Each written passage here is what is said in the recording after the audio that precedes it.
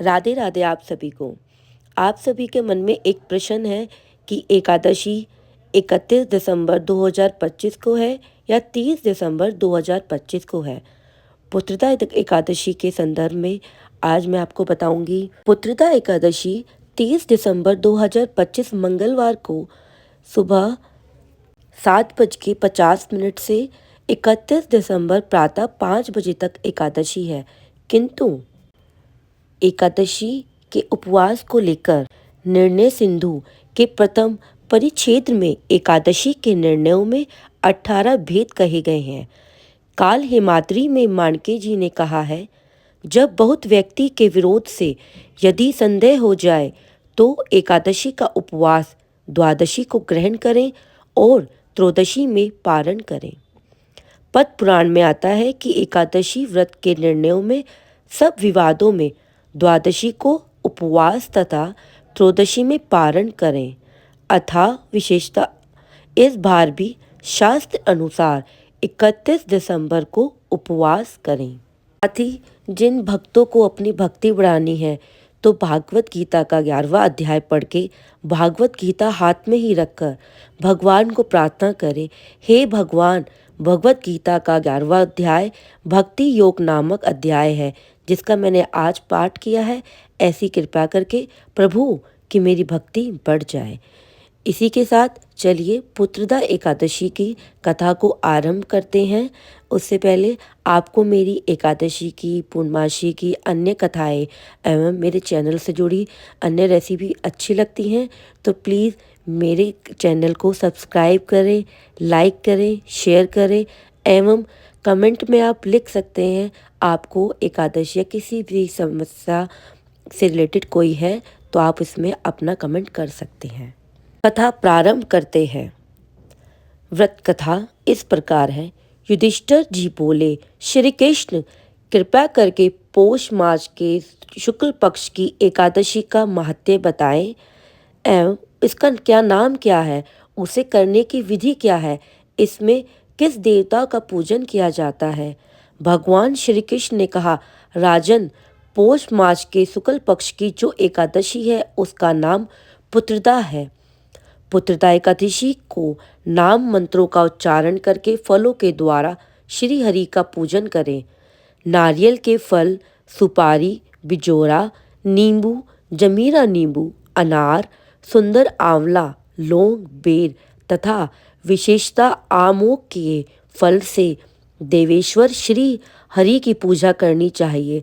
इसी प्रकार धूप दीप से भी भगवान की अर्चना करें। पुत्रदा एकादशी को विशेष रूप से दीपदान करने का विधान है। रात को वैष्णव पुरुषों के साथ जागरण करना चाहिए। जागरण करने वालों को जिस फल की प्राप्ति होती है वह हजारों वर्ष तक तपस्या करने से भी नहीं मिलता। यह सब पापों को हरने वाली उत्तम तिथि है। चराचर जगत सहित समस्त त्रिलोकी में इससे बढ़कर दूसरी कोई तिथि नहीं है। समस्त कामनाओं तथा सिद्धियों के दाता भगवान नारायण इस तिथि के अधिदेवता है। पूर्व काल की बात है, बद्रीपुरी में राजा सुकेतमान राज्य करते थे। उनकी रानी का नाम चंपा था। राजा को बहुत समय तक कोई वंशधर पुत्र नहीं प्राप्त हुआ, इसलिए दोनों पति पत्नी सदा चिंता और शोक में डूबे रहते थे। राजा के पितृ उनके दिए हुए जल को शोकनाचुसार से गर्म करके पीते थे। राजा के बाद और कोई ऐसा नहीं दिखाई देता जो हमारे लोगों का तर्पण करे, यह सोचकर पितृ दुखी रहते थे। एक दिन राजा घोड़े पर सवार हो गहन वन में चले गए। पुरोहित आदि किसी को भी इस बात का पता न था। मृग और पक्षियों से सेवित उस साधना सघन कानून में राजा भ्रमण करने लगे। मार्ग में कहीं सियार की बोली सुनाई पड़ती थी तो कहीं उल्लुओं की। जहाँ तक भालू और मृग गिटोचकर हो रहे थे, इस प्रकार घूमकर राजा वन की शोभा देख रहे थे। इतने में दोपहर हो गई। राजा को भूख प्यास सताने लगी। वे जल की खोज में इधर उधर भटकने लगे। किसी पुण्य के प्रभाव से उन्हें एक उत्तम सरोवर दिखाई दिया जिसके समीप मुनियों के बहुत से आश्रम थे। शोभाशाली नरेश ने उस आश्रमों की ओर देखा। उस समय शुभ की सूचना देकर शकुन होने लगे। राजा का दाहिना नेत्र और दाहिना हाथ फड़कने लगा तो उत्तम फल की सूचना दे रहा था। सरोवर के तट पर बहुत से मुनि वेद पाठ कर रहे थे। उन्हें देखकर राजा को बड़ा हर्ष हुआ। वे घोड़े से उतरकर मुनियों के सामने खड़े हो गए और प्रत्येक प्रत्येक उन सभी की वंदना करने लगे। वे मुनि उत्तम व्रत का पालन करने वाले थे। जब राजा ने हाथ जोड़कर बार बार दंडवत किया तब मुनि बोले, राजन, हम लोग तुम पर प्रसन्न हैं। राजा बोले, आप लोग कौन हैं? आपके नाम क्या है? आप लोग किसके लिए यहाँ एकत्र हुए हैं? कृपया ये बताइए। मुनि बोले, राजन, हम लोग विश्वदेव हैं, यहाँ स्नान के लिए आए हैं। माघ मास निकट आया है। आज से 5वें दिन माघ का स्नान आरंभ हो जाएगा। आज ही पुत्रदा नाम की एकादशी है जो व्रत करने वाले मनुष्य को पुत्र देती है। राजा ने कहा, विष्णुदेवगण, यदि आप लोग प्रसन्न हैं तो मुझे पुत्र दीजिए। मुनि बोले, राजन, आज पुत्रदा नाम की एकादशी है। इसका व्रत बहुत विख्यात है। तुम आज इस उत्तम व्रत का पालन करो। महाराज भगवान केशव के प्रसाद से तुम्हें पुत्र अवश्य होगा। भगवान श्री कृष्ण कहते हैं, युधिष्ठिर, इस प्रकार उन मुनियों के कहने से राजा ने उत्तम व्रत का पालन किया।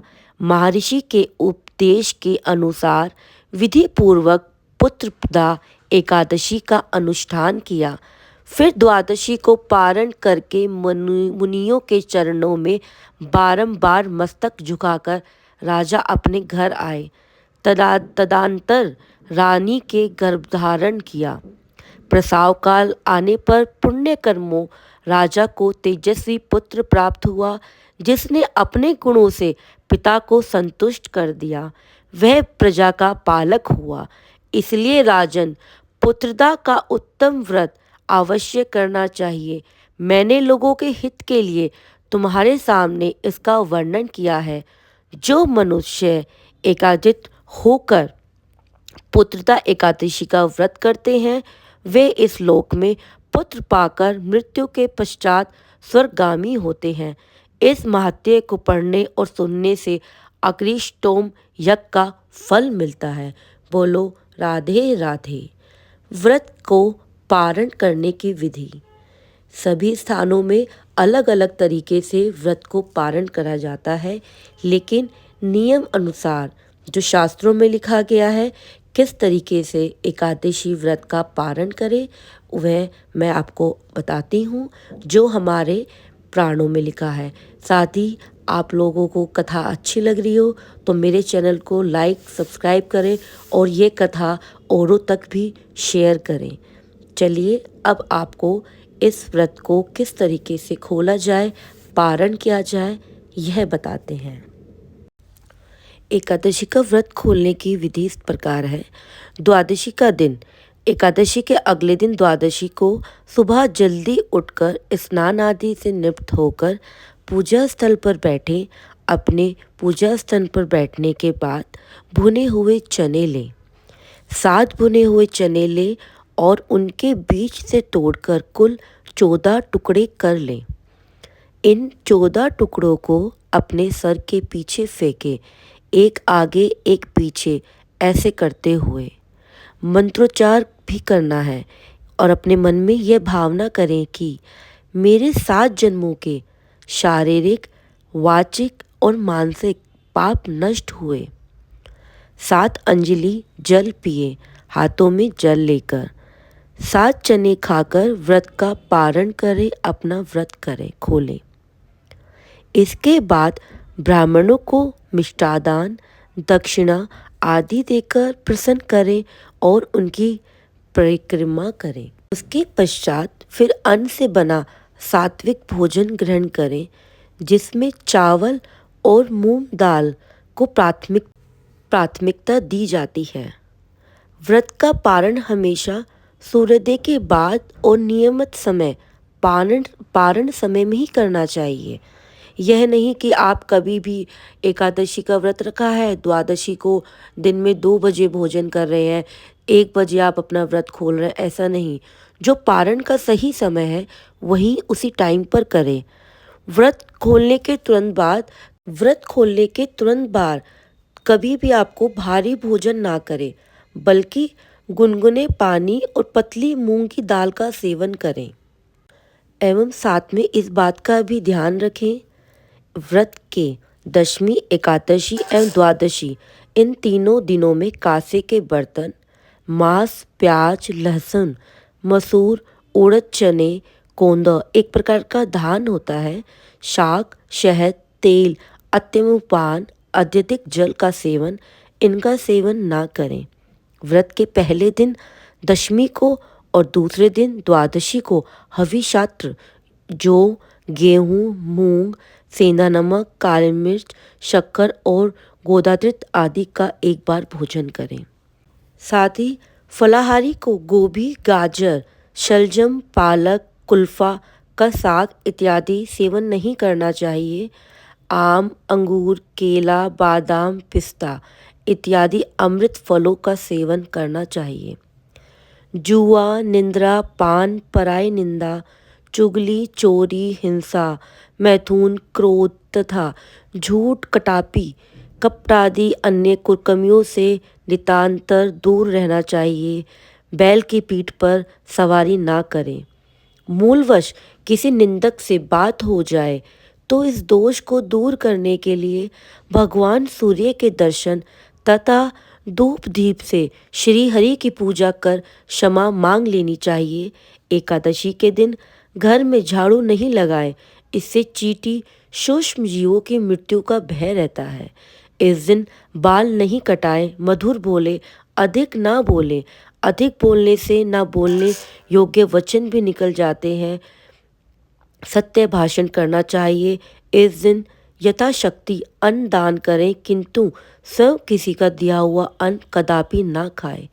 प्रत्येक वस्तु प्रभु को भोग लगाकर तथा तुलसी दल छोड़कर ग्रहण करनी चाहिए। एवं अगर एकादशी के दिन किसी संबंधी की मृत्यु हो जाए तो उस दिन व्रत रखकर उसका फल संकल्प करके मृतक को देना चाहिए और श्री गंगा जी में पुष्प प्रवाहित करने पर भी एकादशी व्रत रखकर व्रत फल प्राणी की निमित्त दे दिया ना चाहिए।